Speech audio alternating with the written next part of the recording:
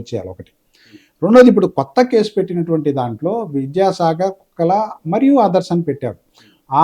మరియు ఆ ఆదర్శ్ ఎవరు అనేటువంటిది కూడా వెలుగులోకి రావాలి. ఇప్పుడిప్పుడే ఈ స్టేట్మెంట్స్, రికార్డింగ్స్, వాళ్ళ ఇంటర్నల్ ప్రొసీడింగ్స్లో వచ్చినటువంటి అవుట్కమ్స్, టికెట్లు, లేకపోతే ఎలక్ట్రానిక్ పరికరాలు వాళ్ళు ఎట్లా ఉపయోగించారు, ఎక్కడెక్కడ ఎవరెవరికి ఎట్లాంటి సంభాషణ జరిగింది, ఎన్ని నిమిషాలు జరిగింది, ఇవన్నీ కూడా బయటకు వచ్చినాయి. కాబట్టి ఖచ్చితంగా ఇది ఒక ప్రోగ్రెసివ్ స్టెప్, ముందుకెళ్తా ఉంది ఈ కేసు.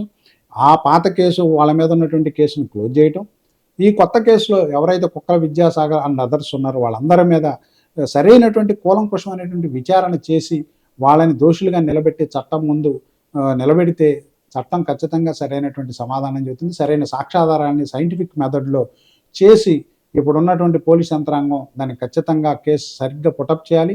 ఇలాంటిది భారతదేశంలో ఇంకెవడో చేయకుండా భవిష్యత్తులో ఈ కేసు అనేటువంటిది ప్రతి ఒక్కళ్ళకి, ఎందుకంటే